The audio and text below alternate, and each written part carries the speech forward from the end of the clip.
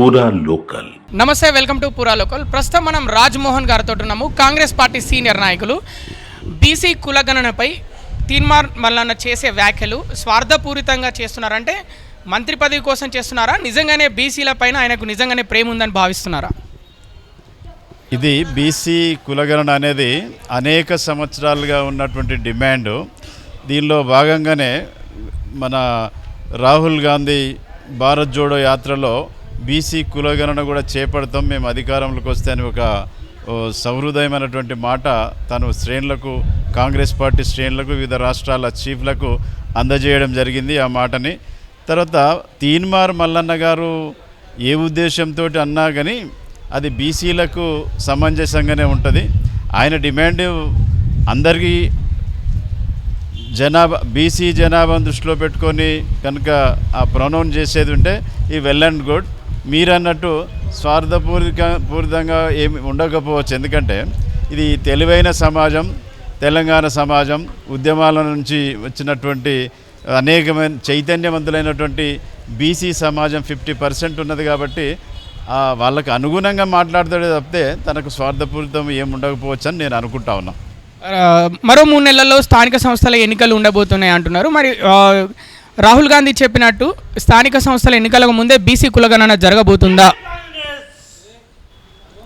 BC కులగణన ఒక demand అయితే ప్రస్ఫుటంగా కనపడతా ఉంది.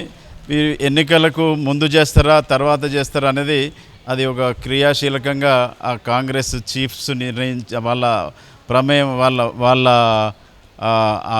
లెవెల్లో ఉంటుంది. కాబట్టి మనం ఇప్పుడే చెప్పలేము. Well and good. Panchayati Raj election, స్థానిక సంస్థల ఎన్నికలకు ముందు కనుక కులగణన అయ్యేది ఉంటే కొంతమంది మెజారిటీ బీసీ కులస్తులు బాగుపడతారని నేను ఆశిస్తా ఉన్నాను. ఒకవేళ కులగణన జరగకపోతే, స్థానిక సంస్థల ఎన్నికల ముందు, పంచాయతీరాజ్ ఎన్నికల ముందు కులగణన జరగకపోతే కాంగ్రెస్ పార్టీకి ఏమైనా దెబ్బపడే అవకాశం ఉందా ఓట్ల పరంగా? ఇది ఎన్నికలు అనేది ఒక షెడ్యూల్ ప్రకారం వస్తుంటాయి. కులగణన అనేది గవర్నమెంట్ ఒక పర్టికులర్ ఫేజ్లో తీసుకున్నటువంటి నిర్ణయం కాబట్టి దీనికి మనం పోల్చి చూసుకోవద్దు. ఇది కులగణన చేయడం బెస్ట్.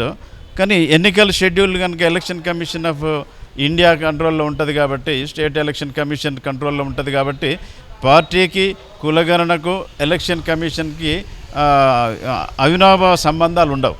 కాబట్టి కులగణన ఎప్పుడైనా జరగవచ్చు, బిఫోర్ జరగవచ్చు, ఆఫ్టర్ జరగవచ్చు. కాంగ్రెస్ పార్టీకి సంబంధించిన వ్యక్తి ఎమ్మెల్సీ, ముఖ్యంగా మన తీన్మార్ మల్లన్న, ఆయన ముఖ్యమంత్రిని, మిగతా మంత్రివర్గంలో ఉన్న సభ్యులను టార్గెట్ చేసి మాట్లాడుతున్నట్టుగా అనిపిస్తుంది. ఆయన పైన ఏమైనా చర్య తీసుకునే అవకాశం ఉందంటారా కాంగ్రెస్ హైకమాండ్?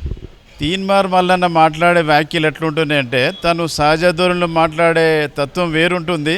ఆ యూట్యూబ్ ఛానళ్ళల్లో వాళ్ళు పెట్టే హెడ్డింగ్స్ డిఫరెంట్గా ఉంటున్నాయి. కాబట్టి మనం పూర్తి సారాంశాన్ని విన్న తర్వాతనే ఒక కంక్లూజన్కి వస్తే బెటరు. దాని అప్పుడప్పుడే ఆయన మీద వ్యతిరేకత కానీ ఈ సానుకూలత కానీ ప్రదర్శించకుండా తను బీసీలకు అనుగుణంగా మాట్లాడుతున్నాను. నేను 2-3 యూట్యూబ్ ఛానల్లో చూసినా ఆ హెడ్డింగ్స్ డిఫరెంట్గా పెడతా ఉన్నారు. తను మాట్లాడే విధానం డిఫరెంట్గా ఉంటున్నది. దాన్ని పోల్చి చూసుకొని మనం ఒక నిర్ణయానికి రాకూడదు. ఏం మాట్లాడినా తీన్మార్ మల్లన్న గారు మాట్లాడేది కూడా బీసీలకు అనుగుణంగానే మాట్లాడుతున్నాడు. కాంగ్రెస్ పార్టీలో ఉన్నప్పటికీ కాంగ్రెస్కు వ్యతిరేకంగా ఏం మాట్లాడినట్టు నాకు కనపడలేదు.